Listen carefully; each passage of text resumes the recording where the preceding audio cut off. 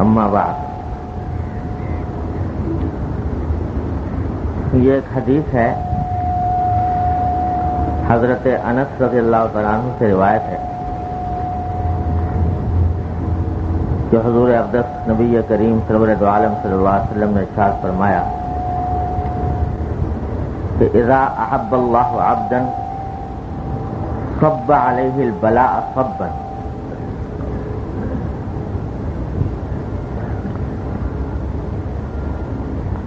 اور بعض کتابوں میں یہ الفاظ اس کے جگہ یہ مروی ہیں کہ اذا احب اللہ عبدا ابتلاہ حتی یسمع تضرعہ.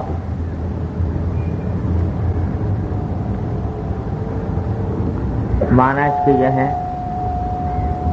حدیث کا ترجمہ یہ ہے کہ جب اللہ تبارک و تعالی کسی بندے سے محبت فرماتے ہیں تو بعض اوقات اس کے اوپر مختلف آزمائشیں بھیجتے ہیں، اور وہ آزمائشیں بارش کی طرح اس کے اوپر برستی ہیں. اور بعض روایتوں میں اسی کے اندر یہ اضافہ ہے کہ جب ملائکہ فرشتے یہ کہتے ہیں کہ یا اللہ یہ تو آپ کا نیک بندہ ہے، آپ کا محبوب بندہ ہے، آپ سے محبت کرنے والا ہے، تو اس پر اتنی آزمائشیں کیوں؟ تو باری تعالیٰ جواب میں فرماتے ہیں کہ اس کو اسی حالت میں رہنے دو، اس لیے کہ میں چاہتا ہوں،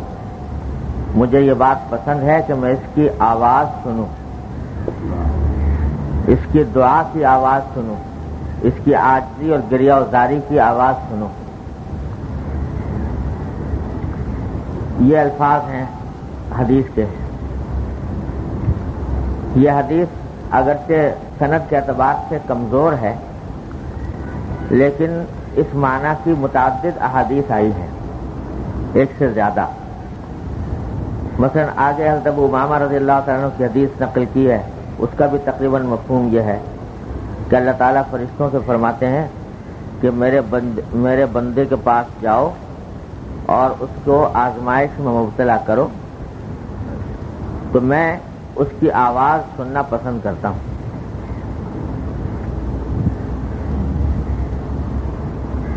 یہ حدیث در حقیقت بشارت ہے اس اللہ کے بندے کے لیے جو مختلف تکلیفوں یا پریشانیوں میں مبتلا ہو، اور تکلیفوں پریشانیوں کے باوجود اس کا رابطہ اللہ تبارک و تعالیٰ کے ساتھ قائم ہو، اور وہ دعا کے ذریعے اپنی اس تکلیف اور پریشانی کو دور کرنے کی فکر کر رہا ہو، اس کے لیے اس حدیث میں بشارت ہے. اور یہ بشارت ہے کہ یہ تکلیف جو دی جا رہی ہے، یہ در حقیقت یہ تکلیف اللہ جل جلالہ نے محبت کی اور اللہ تبارک و تعالی نے اپنے کرم اور فضل سے یہ تکلیف دی ہے، ورنہ اس کا منشا کوئی اللہ تعالیٰ کی ناراضگی نہیں. اس کی تھوڑی سی تفصیل یہ ہے کہ جب بھی کوئی انسان کسی بلا میں مبتلا ہو، الیاذ باللہ، کسی پریشانی میں ہو، کسی تکلیف میں ہو، کسی بیماری میں ہو، افلاس میں ہو، تنگ دستی میں ہو، قرضے کی مصیبت میں ہو، بے روزگاری میں ہو، گھر کی پریشانی میں مبتلا ہو، تو یہ پریشانیاں جو بھی انسان کو دنیا میں آتی ہیں یہ دو قسم کی ہوتی ہیں. بعض مرتبہ پریشانیاں ہوتی ہیں، اللہ بچائے، اللہ تعالیٰ کی طرف سے قہر ہوتا ہے، اللہ تعالیٰ کی طرف سے عذاب ہوتا ہے. آخرت، اصل انسان کے برے اعمال کا بدلہ تو ملنا ہے آخرت میں، لیکن اللہ تعالیٰ بعض اوقات دنیا میں بھی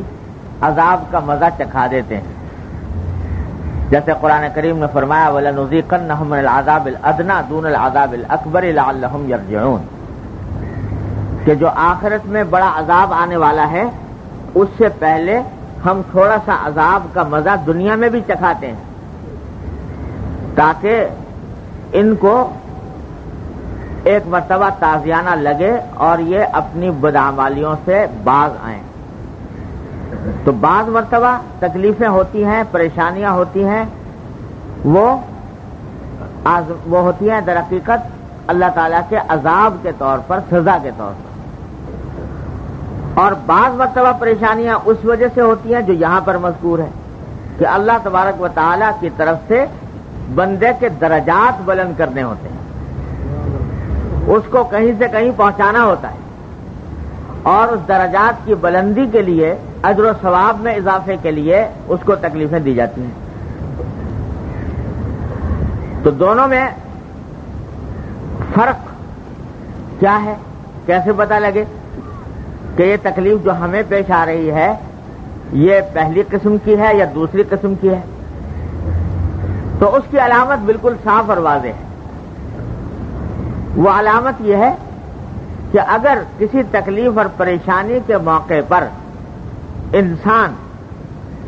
اللہ کی طرف رجوع کرنا چھوڑ دے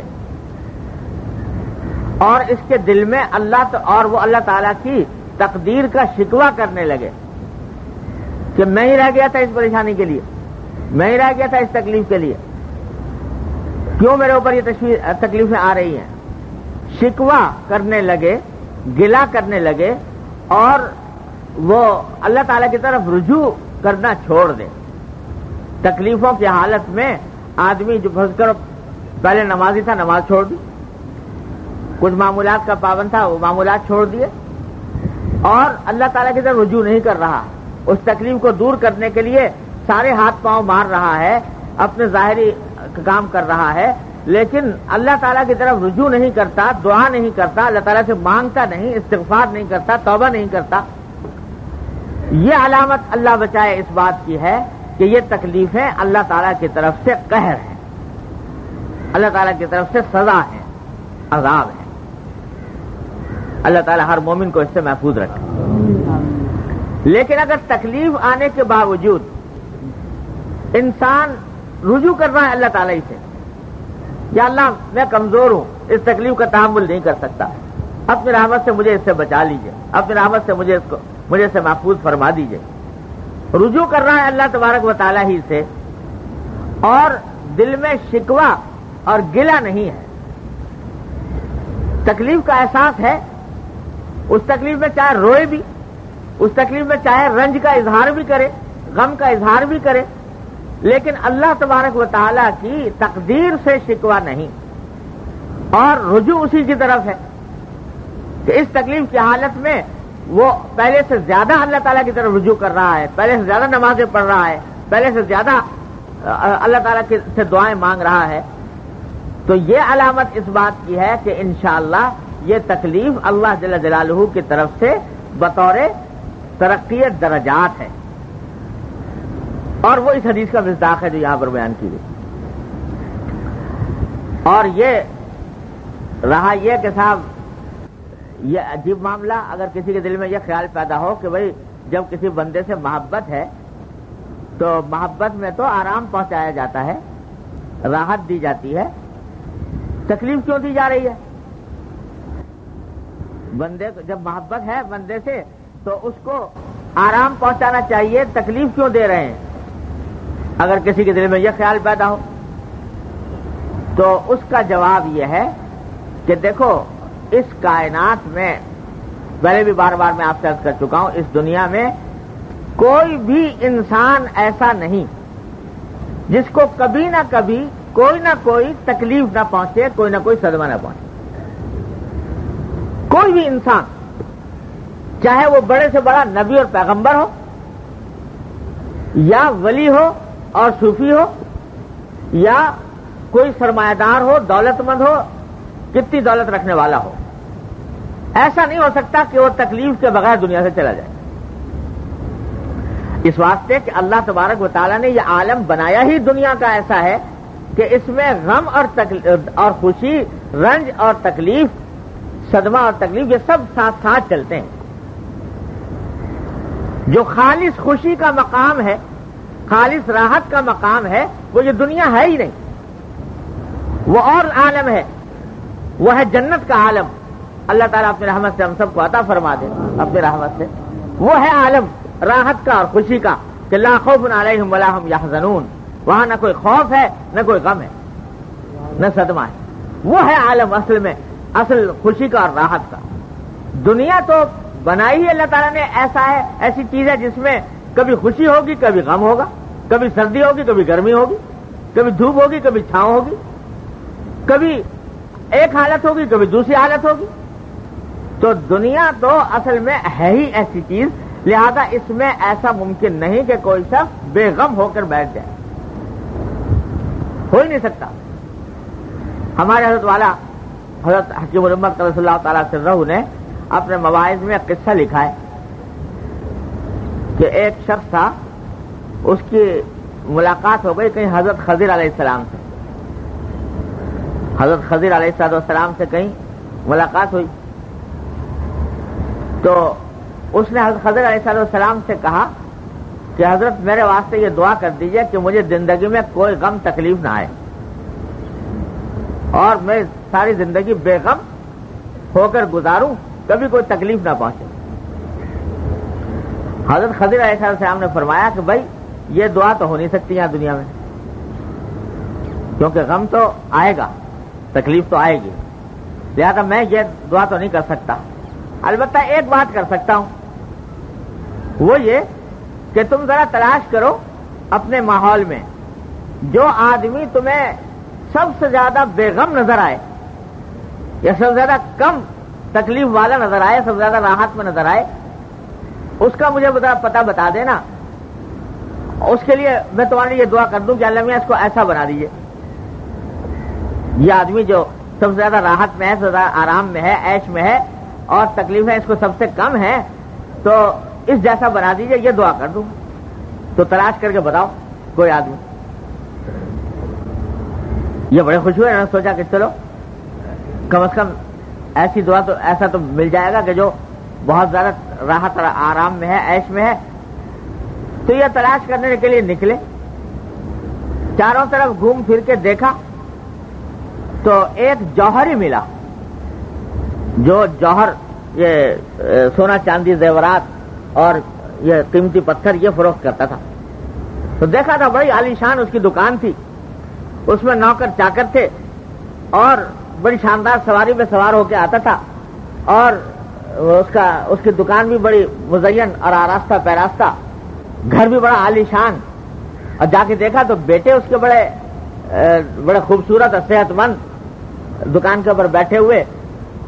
تو ظاہر حالات سے بالکل معلوم ہوا کہ یہ شخص بڑا عیش میں ہے، تو خیال ہوا کہ اس کے بارے میں دعا کراؤں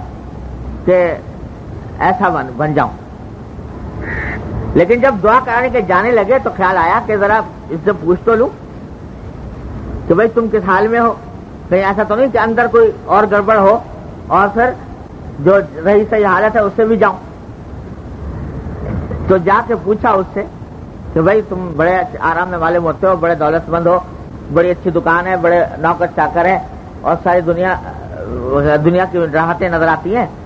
تو کوئی ایسا تو نہیں کہ میں چاہتا ہوں تم جیسا بن جاؤں، تو کوئی ایسا تو نہیں، کوئی تکلیف تو میں ایسی لاحق ہو کہ پریشان کن ہو؟ تو وہ تنہائی میں لے گیا کہ ذرا میرے ساتھ آؤ، لے جا کر اس سے کہا کہ بھائی تم مجھے سمجھتے ہو کہ میں بڑا دولت مند اور بڑا عیش و آرام میں ہوں، میں تو یہ سمجھتا ہوں کہ اس دنیا میں مجھ سے زیادہ غم میں اور تکلیف میں کوئی اور ہے ہی نہیں۔ اور پھر اسے جو تفصیل بتائی اپنے گھر کی، اپنی بیوی کی اخلاقی حالت کے بارے میں، ایسی ایک قصہ سنایا جو زبان سے سنانا بھی مشکل ہے، اور کہا کہ میں اس کی وجہ سے اس قدر اذیت میں ہوں کہ کوئی لمحہ میرا ایسا نہیں گزرتا جس کے اندر مجھے یہ اذیت لاحق نہ ہوتی۔ تو تم میرے ظاہری حالات کو دیکھ رہے ہو، ظاہری دولت کو دیکھ رہے ہو، لیکن اندر سے میرے دل میں جو آگ سلگ رہی ہے صدمے کی اور غم کی، اس سے تم واقف نہیں۔ تو یہ سمجھا کہ دیکھو جتنے لوگ میں عیش آرام میں دیکھ رہا ہوں، پتہ نہیں کون کس مصیبت میں کس بلا میں گرفتار ہے۔ تو جا کے کہا کہ جی میں نہیں بتا سکتا کسی کا کہ کون کہ فلاں جیسا ہو جاؤں، خدا جانے کس کے بارے میں کہہ دوں کہ اس جیسا ہو جاؤں اور اندر سے وہ کس بلا میں مبتلا ہو۔ تو کائنات میں کوئی، اس دنیا میں کوئی بھی شخص صدمے سے، غم سے، تکلیف سے فارغ ہو ہی نہیں سکتا، کسی کو کم کسی کو زیادہ، کسی کو کوئی تکلیف کسی کو کوئی تکلیف۔ اللہ تعالیٰ نے یہ نظام ایسا بنایا کہ کسی کو کوئی دولت دے دی ہے اور کسی کو سے کوئی دولت لے لی ہے۔ کوئی ہے اس کو صحت نصیب ہے، دولت کم ہے، کسی کے پاس دولت ہے، صحت کے اندر پریشانی ہے، کسی کے گھر کے حالات اچھے ہیں، معاشی حالات خراب ہیں۔ غرض ہر شخص کا اپنا الگ حال ہے اور تکلیفیں اس کو پہنچنی ہے دنیا میں۔ جب پہنچنی ہی ٹھہری، تکلیفیں تو پہنچنی ہی ٹھہری، تو اللہ تبارک و تعالیٰ فرماتے ہیں کہ یہ میرا محبوب بندہ ہے تو میں اس کے لیے تکلیف کو دائمی راحت کا ذریعہ بنانا چاہتا ہوں کہ یہ تکلیف اور یہ صدمہ، یہ پریشانی اس کے لیے دائمی راحت کا ذریعہ بن جائے اور اس کا مقام بلند ہو جائے۔ آخرت میں جب پہنچے میرے پاس تو ایسا پاک صاف ہو کر پہنچے کہ یہ اعلیٰ ترین درجات کا مستحق ہے۔ اس واسطے عطا فرماتے اور اپنے پیاروں کو دیتے ہیں۔ انبیاء علیہ السلام سے زیادہ محبوب تو اس کائنات میں کوئی ہو نہیں سکتا، لیکن حدیث میں آیا، نبی کریم سرور دو عالم صلی اللہ علیہ وسلم نے ارشاد فرمایا، اشد الناس بلاء الانبیاء ثم الامثل فالامثل، کہ اس دنیا میں سب سے زیادہ آزمائشیں آتی ہیں انبیاء علیہ السلام پر، اور پھر ان کے بعد جتنا کوئی ان سے زیادہ قریب ہوتا ہے، ان سے مشابہت رکھنے والا ہوتا ہے، اتنی آزمائشیں اس کے اوپر آتی ہیں۔ جتنا ان سے قریب ہوتا جائے گا اتنا ہی آزمائشیں ان کے اوپر آئیں گے۔ دیکھو ابراہیم خلیل اللہ لقب ہے کہ نہیں؟ خلیل اللہ کے معنی اللہ کے دوست، اللہ کے دوست، مگر کیا کیا بلائے، کیا کیا مصائب آئے اور کیا کیا آزمائشیں پیش آئیں۔ آگ میں ان کو ڈالا جا رہا ہے، بیٹے کو ذبح کرنے کا ان کو حکم آ رہا ہے، بیوی بچے کو ایک بے آب و گیاہ وادی میں چھوڑ کر جانے کا حکم ان کے اوپر آ رہا ہے۔ غرض کوئی نوع تکلیف کی ایسی نہیں ہے جو ان کے اوپر آئی نہ ہو۔ اپنے پیارے ہیں لیکن دیا جا رہا ہے، تکلیف دی جا رہی ہے، اس واسطے دی جا رہی ہے تاکہ ان کے درجات بلند کیے جائیں۔ ارے جب ان تکلیفوں کا انعام ملے گا آخرت میں تو اس وقت پتہ چلے گا کہ یہ تکلیفیں تو کوئی پرکاہ کے برابر حیثیت ہی نہیں رکھتی تھی، وہ تو بھول جائے گا انسان، اور پھر اس کے بدلے جو انعامات اللہ تبارک و تعالیٰ کی طرف سے ہوں گے تو ان کا کچھ ٹھکانہ نہیں۔ اسی لیے حدیث میں آتا ہے کہ حضور اقدس نبی کریم صلی اللہ علیہ وسلم نے ارشاد فرمایا کہ جب اللہ جل جلالہ آخرت میں صبر کرنے والوں کو صبر کا انعام عطا فرمائیں گے، تکلیفیں جن کو ملی تھی اور ان تکلیفوں پر انہوں نے صبر کیا تھا، اس پر جب انعام عطا فرمائیں گے اللہ تبارک و تعالی تو دوسرے لوگ ان انعامات کو دیکھ کر یہ تمنا کریں گے کہ کاش دنیا میں ہماری کھالیں قینچیوں سے کاٹی گئی ہوتی، ہماری کھالیں قینچیوں سے کاٹی گئی ہوتی، اس پر ہم صبر کرتے تو آج ہم بھی انعامات کے مستحق ہوتے۔ تو یہ جو قرآن کریم میں فرمایا کہ جب آدمی وہاں پہنچے گا، یہ ہمیں محدود نظر کی وجہ سے، محدود عقل کی وجہ سے ہم اس دنیا ہی کو سب کچھ سمجھے بیٹھے ہیں، لیکن جب وہاں پہنچے گا انسان تو دنیا کا تصور اس کو ایسا آئے گا کأنہم لم یلبسوا الا عشیۃ او ضحاھا، کہ ساری عمر ایسا لگے گا جیسے کہ شام کا ایک شام گزر گئی یا ایک صبح گزر گئی، وہ لگے گی۔ اور آخرت کی جو ابدی اور لازوال زندگی ہے وہ پھر اللہ تبارک و تعالیٰ عطا فرمائیں گے، تو یہ تو بھول جاؤ گے یہ تکلیف، اور اس کے بعد پھر جو دائمی راحت اور دائمی مسرت اللہ تعالیٰ کی طرف سے عطا ہوگی، اس کے بعد اس کی کوئی حیثیت ہی نہیں رہے گی۔ ہمارے حضرت والا حضرت حکیم الامت قدس اللہ تعالیٰ سرہ فرماتے ہیں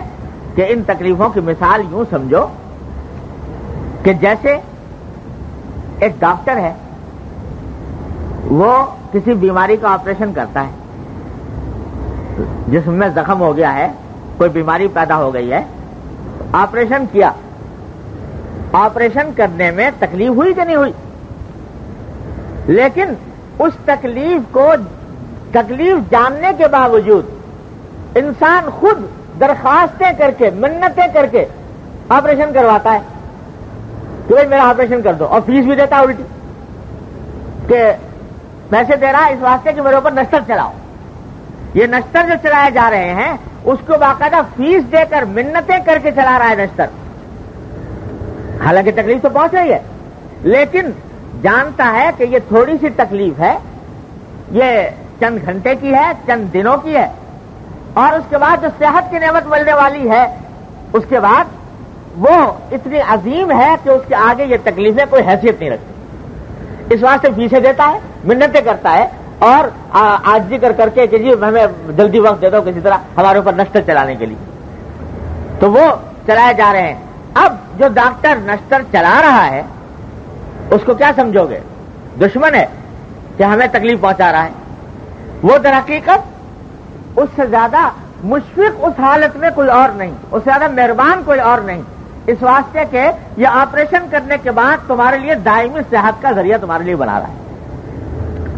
تو اللہ تبارک و تعالی جب کسی بندے کو اس حدیث کے تحت تکلیف عطا فرماتے ہیں تو حقیقت میں وہ اس کا آپریشن ہو رہا ہے، آپریشن ہو رہا ہے کہ اس کو پاک صاف کیا جائے۔ ہمیں اپنے پاس جب ہم اس کو بلائیں تو یہ پاک صاف ہو کر آئے اور گناہوں سے دھل کر آئے، گناہوں سے دھل کر آئے، اور اللہ تبارک و تعالیٰ اس کو درجات اس کے بلند فرمائے۔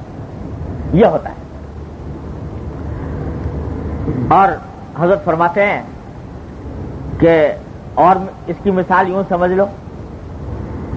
کہ ایک محبوب ہے تمہارا، مدتوں سے ملاقات نہیں ہوئی اور دل چاہتا ہے اس سے ملنے کا، کسی وقت اچانک پیچھے سے آ کر اس نے تمہاری کمر کے گرد ہاتھ ڈال کے اور تمہیں دبانا شروع کر دیا، اتنی زور سے دبایا کہ پسلیاں درد کرنے لگی، تکلیف ہوئی۔ لیکن اگر وہ یہ کہے کہ بھائی اگر تم چاہو تو میں چھوڑ دوں اور یہ پسلیاں جو تمہاری دکھ رہی ہیں یہ دکھن تمہاری دور ہو جائے اور میں کسی اور کی پکڑ لوں اس طرح، اور کسی اور کو اس طریقے سے تکلیف پہنچانے شروع کر دوں، تو اگر محبوب صادق ہے، سچا، تو وہ کہے گا کہ بھائی اس سے زیادہ تکلیف پہنچا دو، سرے دوستاں سلامت کے تو خنجر آزمائی، سرے دوستاں سلامت کہ تو خنجر آزمائی، نہ شود نصیب دشمن کے شود ہلاک تیغت، سرے دوستاں سلامت کے تو خنجر آزمائی، تیرے خنجر یہ دشمنوں کے، میں نہیں چاہتا کہ تیرا خنجر دشمنوں پر چلے، تیرا نشتر دشمنوں پر چلے، یہ تو سرے دوستاں سلامت کے تو خنجر آزمائی۔ تو اللہ تبارک و تعالیٰ کی طرف سے یہ جو آتی ہیں تکلیفیں حقیقت میں اللہ کے ان بندوں پر جو رجوع کرنے والے ہیں اللہ تعالیٰ کی طرف، تو فرماتے ہیں وَلَنَبْلُوَنَّكُمْ بِشَيْءٍ مِّنَ الْخَوْفِ وَالْجُوعِ وَنَقْصٍ مِّنَ الْأَمْوَالِ وَالْأَنفُسِ وَالثَّمَرَاتِ، ہم تمہیں آزمائیں گے، ضرور آزمائیں گے، یعنی اتنی تاکید کے ساتھ لَنَبْلُوَنَّكُمْ، تمہیں ضرور آزمائیں گے۔ کہاں سے آزمائیں گے؟ بِشَيْءٍ مِّنَ الْخَوْفِ، کبھی کوئی خوف آ جائے گا، کبھی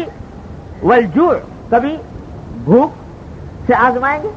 کبھی تمہارے مال میں کمی ہو جائے گی، کبھی تمہارے پھلوں میں کمی ہو جائے گی، کبھی تمہارے ملنے جلنے والے اعزاء اقربا میں کمی ہو جائے گی کہ کسی کا انتقال ہو گیا، یہ تو ہم آزمائیں گے، تمہیں چھوڑ نہیں سکتے۔ اور آگے کیا؟ وَبَشِّرِ الصَّابِرِينَ الَّذِينَ إِذَا أَصَابَتْهُمْ مُصِيبَةٌ قَالُوا إِنَّا لِلَّهِ وَإِنَّا إِلَيْهِ رَاجِعُونَ، خوشخبری سنا دو ان لوگوں کو جو اس ان آزمائشوں پر صبر کریں اور یہ کہتے ہیں کہ انا للہ و انا الیہ راجعون، اولئک علیہم صلوات من ربہم ورحمہ، ان کے اوپر صلوات ہے یعنی رحمتیں ہی رحمتیں اللہ تعالیٰ کی، واولئک هم المہتدون، اتنی بڑی گواہی اللہ تعالیٰ نے دے دی۔ تو بھائی یہ تو اللہ تعالیٰ کا نظام ہے کہ اللہ تعالیٰ اپنے نیک بندوں کو بعض اوقات یہ تکلیفیں اس لیے پہنچاتے ہیں کہ ان کے درجات بلند ہوں. ہمارے حضرت والد صاحب کا صلی اللہ تعالیٰ سے رہو یہ شعر پڑھا کرتے تھے بڑے عجیب وجد کے سے عالم میں. اللہ کہ وہ فارسی کا شعر ہے کہ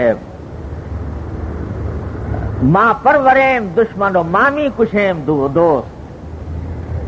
ماں پروریم دشمن و مامی کشیم دوست، کسرا چراؤ چون رسد در قضائے ماں. کہ ہم بعض اوقات دشمن کو پالتے ہیں، اس کو ترقی دیتے ہیں اور دوست کو مارتے ہیں، دوست کو تکلیف پہنچاتے ہیں. کسرا چراؤ چون رسد در قضائے ماں. ہمارے قضا میں، ہماری تقدیر میں کسی کو چون و چرا کی مجال نہیں. ہماری حکمت کو کون سمجھے؟ حضرت نے ایک قصہ لکھا ہے